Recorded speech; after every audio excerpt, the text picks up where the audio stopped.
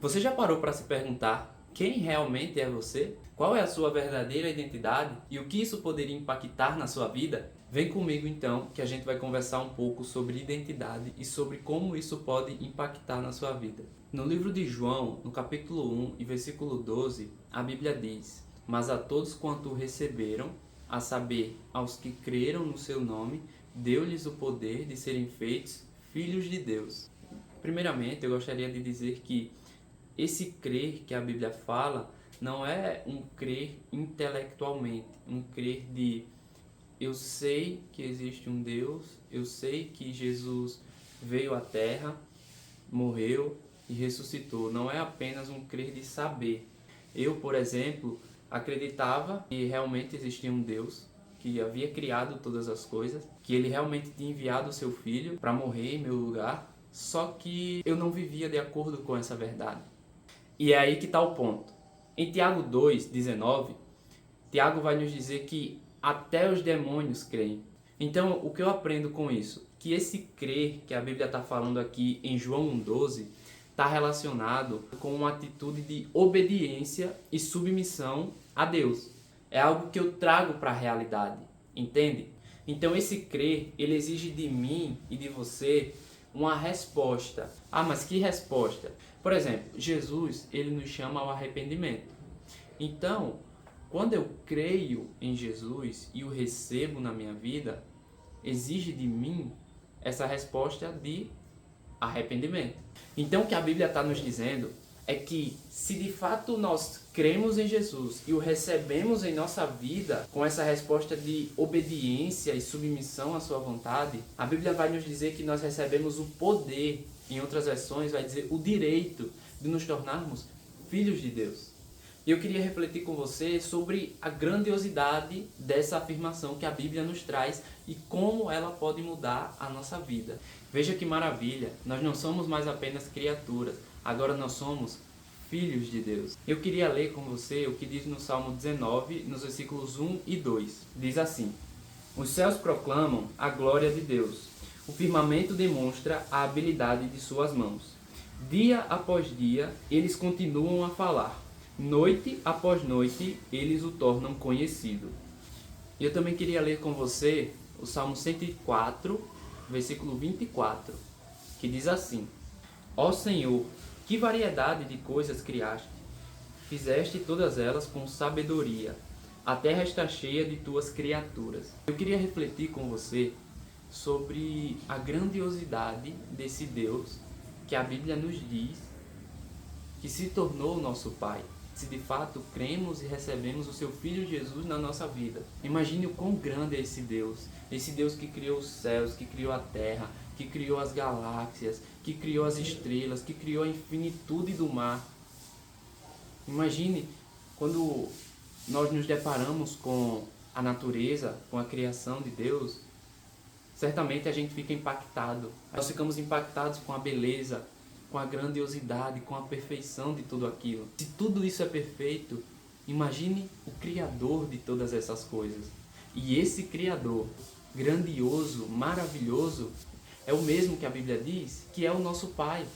Eu também gostaria de ler com você o Salmo 103, versículos 15 e 16. Diz assim: "Nossos dias na terra são como capim, como as flores do campo desabrochamos. O vento sopra, porém, e desaparecemos, como se nunca tivéssemos existido."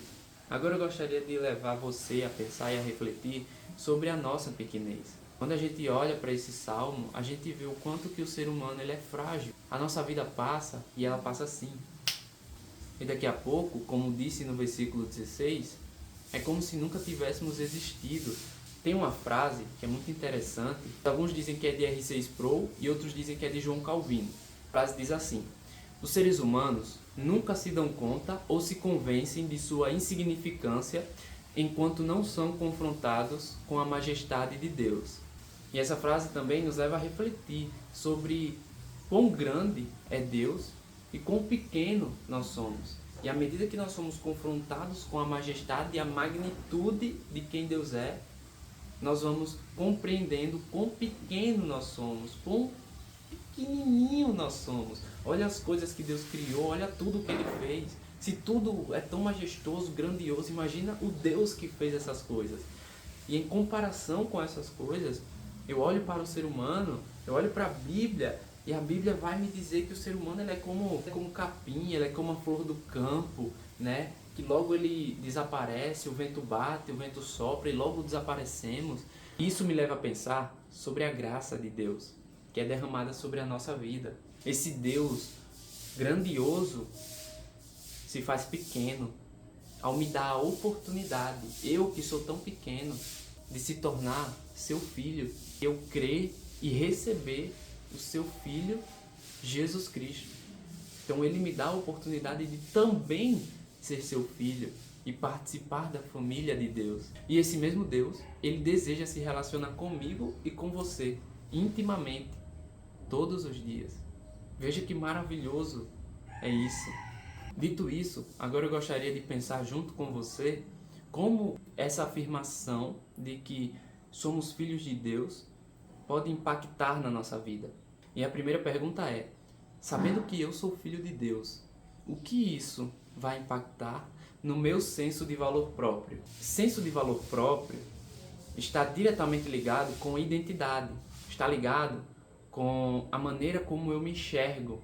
E a verdade é que depois que o homem caiu, a sua identidade ela foi distorcida. Porque, veja, em Gênesis 1:27 diz assim: assim Deus criou os seres humanos, à sua própria imagem. A imagem de Deus os criou, homem e mulher os criou. Então a Bíblia diz que o ser humano foi criado à imagem e semelhança de Deus. Só que a partir do momento que o ser humano ele peca contra Deus, o pecado causa essa separação entre Deus e o homem, e aí o ser humano ele tem a sua identidade, ou seja, o seu senso de valor próprio, né, quem ele é, como ele se enxerga, ele tem tudo isso manchado pelo pecado, distorcido. A nossa visão passou a ser distorcida a partir desse momento. Então nós, muitas das vezes, nos enxergamos de forma errada, por conta de padrões mentais mentirosos, por conta também de bloqueios e feridas emocionais que nos foram causadas ao longo da vida. Só que isso tudo vai se resolvendo à medida que nós buscamos a Deus. À medida que nós vivemos um relacionamento com Deus, Ele vai nos mostrando quem nós realmente somos. Ele vai revelando a nossa verdadeira identidade, porque a nossa identidade está nele. Então é à medida que eu busco a Deus, que eu vou compreendendo quem eu sou nele, e eu passo a me enxergar não como as pessoas me enxergam, mas eu passo a me enxergar como o próprio Deus me criou para ser, como o próprio Deus me vê. Entende? Agora a segunda pergunta para que nós possamos refletir é: sabendo que eu sou filho de Deus, que isso vai impactar na minha conduta? Conduta está relacionado ao modo como nós agimos, nos portamos ou nos posicionamos diante das situações da vida. E aqui a gente precisa ter muito temor do Senhor no nosso coração. Por quê? Porque uma vez que nós nos tornamos filhos de Deus, é o nome do próprio Deus que está sobre a nossa vida. Em Efésios 5:1, a Bíblia vai dizer assim, ó: portanto, como filhos amados de Deus, imitem-no em tudo o que fizerem. Logo, pessoal, a partir da nossa conduta, o nome de Deus, ele pode ser ou glorificado ou profanado. E um exemplo disso é o exemplo do povo de Israel, que por muito tempo acabaram profanando o nome de Deus, porque eles não agiam de acordo com a natureza de Deus, entende? Então, era o povo de Deus, mas que acabou por muitas vezes profanando o nome de Deus. E em João 5,19, a Bíblia diz assim, ó: Jesus respondeu: eu lhes digo a verdade, o filho não pode fazer coisa alguma por sua própria conta. Ele faz apenas o que vê o pai fazer. Aquilo que o pai faz, o filho faz também. Então, quanto filhos de Deus, nós precisamos fazer aquilo que o pai faz. Nós precisamos ser, e diferente do povo de Israel, hoje nós temos o Espírito Santo, que vai nos auxiliar, que vai nos guiar. E quando nós nos permitimos ser guiados pelo Espírito Santo, por meio das nossas palavras, atitudes, por meio das nossas ações, o nome de Deus, ele é glorificado a partir da nossa vida. Isso é muito interessante porque As pessoas que são de fora, as pessoas que não conhecem a Cristo, que não conhecem a Deus, elas acabam percebendo que existe algo de diferente em nós. Porque nós sabemos que essas pessoas, elas têm a visão espiritual fechada. Mas quando elas olham e veem a gente agindo de uma forma que, de acordo com a mentalidade do mundo, não é normal, as pessoas percebem que existe algo de diferente. Elas veem o brilho do Espírito Santo através da nossa vida, entende? E as pessoas que conhecem a Cristo, de igual forma, também vão perceber e também vão glorificar o nome de Deus.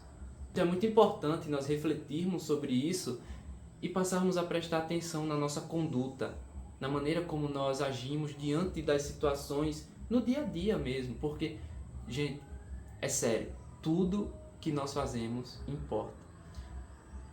Tudo que nós fazemos conta. As pessoas percebem, as pessoas elas enxergam, entende? As pessoas elas percebem. Então tudo que nós fazemos importa.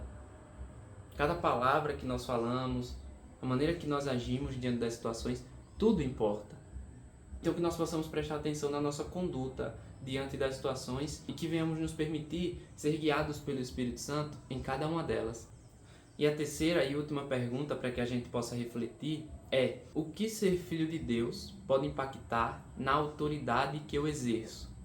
Em Mateus 7, nos versículos 28 e 29, a Bíblia diz assim, ó: quando Jesus acabou de dizer essas coisas, a multidão ficou maravilhada com seu ensino, pois ele ensinava com verdadeira autoridade, diferentemente dos mestres da lei. Jesus ele tinha uma combinação de duas coisas que fazia ele ter verdadeira autoridade. Primeiro, ele sabia quem ele era, ele tinha clareza da sua identidade. E aí eu queria ler com vocês Marcos 3, 21 e 22, que diz assim, ó: quando os familiares de Jesus souberam o que estava acontecendo, tentaram impedi-lo de continuar. Está fora de si, diziam. Então os mestres da lei, que tinham vindo de Jerusalém, disseram: está possuído por Beelzebul, príncipe dos demônios. É dele que recebe poder para expulsar demônios. Então veja que interessante. Tanto a família de Jesus quanto os fariseus estavam atacando Jesus e desacreditando dele. Os fariseus chegaram a dizer que ele expulsava demônios pelo poder de Beelzebul. Mas Jesus ele não se deixava intimidar. Por quê? Justamente porque ele sabia quem ele era. Ele sabia que aquilo que a família dele pensava sobre ele, ou aquilo que os fariseus pensavam sobre ele, não iria mudar quem ele realmente era. Ele sabia que ele era filho de Deus e ele sabia o que ele tinha vindo fazer aqui na terra. Então isso não deixava Jesus confuso ou desnorteado. E o segundo ponto, que fazia Jesus ter verdadeira autoridade sobre os demônios e ensinar com verdadeira autoridade, era a humildade. E aí eu queria ler com vocês Filipenses 2, do 5 ao 8, que diz assim, ó: tenham a mesma atitude demonstrada por Cristo Jesus. Embora sendo Deus, não considerou que ser igual a Deus fosse algo a que devesse se apegar. Em vez disso, esvaziou-se de si mesmo, assumiu a posição de escravo e nasceu como ser humano. Quando veio em forma humana, humilhou-se e foi obediente até a morte, e morte de cruz. Então aqui em Filipenses 2, do 5 ao 8, a gente vê que mesmo Jesus, ele sendo Deus, ele não considerou que ser igual a Deus fosse algo que ele devesse se apegar. Na verdade, ele se esvaziou de si mesmo e ele foi humilde. Ele foi obediente ao Pai até a morte, e morte de cruz. Então a combinação dessas duas coisas, clareza da identidade e humildade, fazia com que Jesus exercesse verdadeira autoridade. Já os fariseus, eles eram totalmente o contrário. Primeiro, porque eles não sabiam quem eles eram. E a prova disso é que o Filho de Deus estava na frente deles e eles o rejeitaram, né? Então eles rejeitaram o favor de Deus. Aí a gente lembra o que foi falado no início do vídeo, que para que nós venhamos saber quem nós realmente somos, nós precisamos estar vivendo em intimidade com Deus. Nós precisamos estar buscando a Deus cada dia mais para que Ele vá nos revelando, né? Para que Ele vá nos curando dos nossos padrões mentais mentirosos, dos padrões mentais mentirosos que existem na nossa cabeça, mentiras que nos foram contadas e etc. Os fariseus, eles não tinham isso porque eles estavam rejeitando o favor de Deus e eles não tinham Cristo em sua vida. E o segundo ponto que fazia os fariseus não terem e não ensinarem com verdadeira autoridade é porque eles eram extremamente arrogantes. E em Lucas 18, dos versículos 10 ao 15, Jesus ele vai contar uma parábola que, por mais que seja uma parábola, ela vai ilustrar bem como era o coração dos fariseus. Assim, ó. 2 homens foram ao templo orar. Um deles era fariseu e o outro cobrador de impostos. O fariseu, em pé, fazia esta oração: Eu te agradeço, Deus, porque não sou como as demais pessoas, desonestas, pecadoras, adúlteras. E, com certeza, não sou como aquele cobrador de impostos. Jejuo 2 vezes por semana e dou o dízimo de tudo que ganho. Mas o cobrador de impostos ficou à distância e não tinha coragem nem de levantar os olhos para o céu enquanto orava. Em vez disso, batia no peito e dizia: Deus, tem misericórdia de mim, pois sou pecador. Eu lhes digo que foi o cobrador de impostos e não o fariseu que voltou para casa justificado diante de Deus. Pois aqueles que se exaltam serão humilhados e aqueles que se humilham serão exaltados. Então eu compreendo que os fariseus eles eram bastante arrogantes. Eles se achavam melhores do que o próximo porque eles acreditavam que eles não tinham pecado, né? Então eles se achavam melhores do que aqueles que tinham pecado, enquanto na verdade eles não tinham. Então é por isso que os fariseus eles não tinham e não ensinavam com verdadeira autoridade, diferentemente de Jesus. E para finalizar essa reflexão, esse terceiro ponto, eu acredito que a gente também precisa lembrar a autoridade que está sobre a nossa vida no nome de Jesus. Eu queria ler 2 passagens com vocês. A primeira passagem se encontra lá em Filipenses 2, dos versículos 9 ao 11. Diz assim: Por isso Deus o revelou ao lugar de mais alta honra e lhe deu o nome que está acima de todos os nomes, para que, ao nome de Jesus, todo joelho se dobre, nos céus, na terra e debaixo da terra, e toda a língua declare que Jesus Cristo é Senhor, para a glória de Deus, o Pai. E a segunda passagem se encontra lá em Lucas, no capítulo 10 e versículo 19. Diz assim, ó: Eu lhes dei autoridade para pisarem sobre cobras e escorpiões, e sobre todo o poder do inimigo. Nada lhes causará dano. Então eu compreendo que no nome de Jesus, eu e você, nós temos poder sobre as forças do mal. E para isso, obviamente, nós precisamos estar vivendo uma vida de submissão a Deus, de obediência a Ele. Para que no nome de Jesus nós possamos então ensinar e exercer verdadeira autoridade sobre o poder das trevas. Porque já dizia Martinho Lutero, até o diabo é o diabo de Deus. Então assim, Deus ele é soberano. Satanás, ele não tem poder para lutar de igual para igual com Deus. Então no nome de Jesus, há poder contra o império das trevas. Então pessoal, essa é a reflexão que eu gostaria de trazer nesse vídeo. Eu espero que nós possamos ter aprendido um pouco mais sobre a nossa identidade, sobre filiação, né, sobre o que é ser filho de Deus e como isso pode impactar na nossa vida. E que nós possamos começar a partir de hoje, colocar em prática na nossa vida tudo que foi comentado aqui. E caso você tenha algum testemunho para contar sobre a sua identidade, sobre a maneira como você se enxergava e a maneira como você passou a se enxergar quando você começou a se relacionar com Deus, você pode contar aqui nos comentários, que vai ser de grande importância tanto para a minha vida quanto também para a vida das pessoas que chegarem a ler. Então é isso, fiquem com Deus e até o próximo vídeo.